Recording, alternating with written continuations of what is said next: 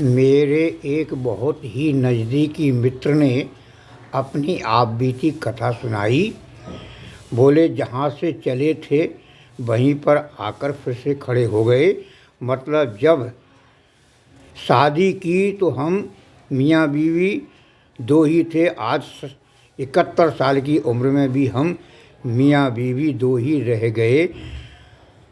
बेटा बहू सम्मान की नज़रों से नहीं देखते हैं।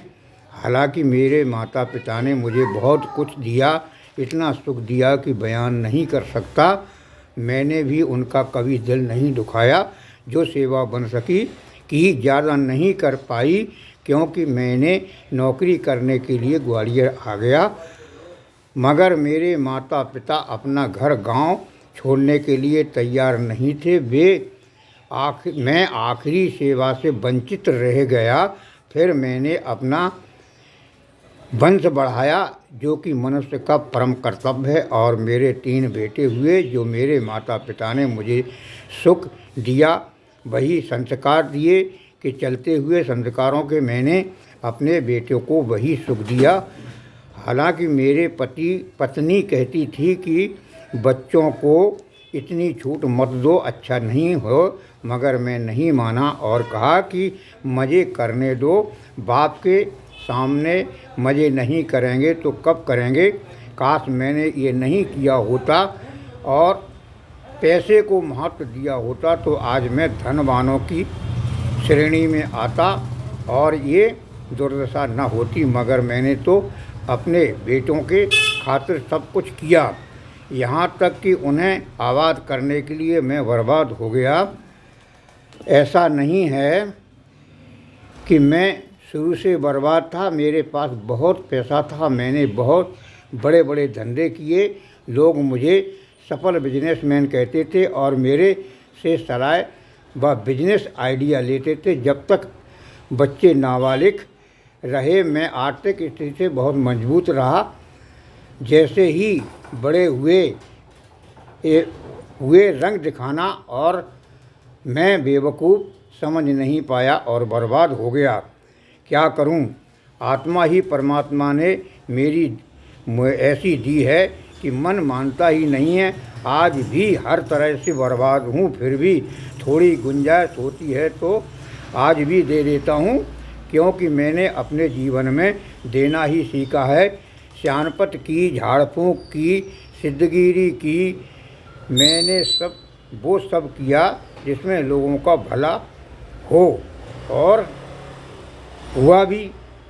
हजारों नहीं लाखों लोगों का हनुमान जी की कृपा व दुर्गा की कृपा से भला किया। ऐसे लोगों का भला किया जो हर तरह से हताश होकर मेरे पास आए, तो उन्हें मैंने वो खुशी दी जो वो चाहते थे। आज मैं भी किसी बच्चे के सर पर मात्र हाथ रख दें तो नज़र, भूत प्रेत, टोना, हाय जैसी बीमारी तुरंत खत्म हो जाती है।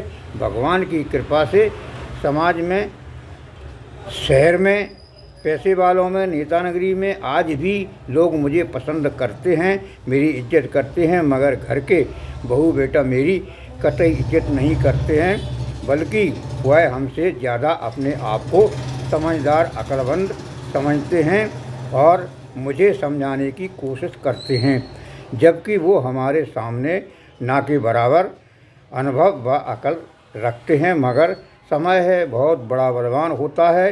अच्छे समझदार बाहुबली धनाढ़ लोगों को मिट्टी में मिला देता है। मैंने धंधा किया, धर्म दिया, यहाँ तक कि घर बेचा, जमीन बेची, जेवर बेचा, और तो और माँ ने अपना मंगलसूत्र व कानों के कुंडल व बीमा के पैसे सब कुछ दे दिया। फिर भी कहा गया कि आपने मुझे दिया ही क्या है। बड़ी तकलीफ़ होती है, दिल टूट जाता है। नीचे की अदालत में तो पक्षपात होता है, मगर ऊपर की अदालत में लोग कहते हैं कि भगवान के यहाँ देर है अंधेर नहीं है। कब सुनेंगे? मेरा आखिरी पड़ाव चल रहा है।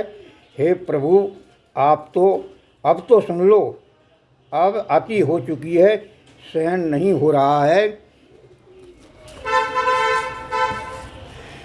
वो कहता है फिर बाद में कि हे प्रभु, या तो मुझे मेरा अच्छा वक्त लौटा दो, नहीं तो मुझे अपने पास बुला लो। मैंने जीवन भर काम किया है, कभी बैठकर नहीं खाया है। आज 71 वर्ष की उम्र में भी मैं काम कर रहा हूँ, फिर भी इज्जत हुए बेटा को नहीं है। क्या करूँ, थक चुका हूँ। उनकी ये आप बीती सुनकर मेरे हृदय में बहुत पीड़ा हुई और मैंने ये YouTube पर अपलोड कर दिया आप लोगों के निमित्त। समय पर यह सुनकर आपके जीवन में कुछ बदलाव आए और आप सुखी हो जाएं, यही मकसद है मेरा। जय श्री राम, जय माँ कालका, जय जय भवानी श्री रामचंद्र की जय।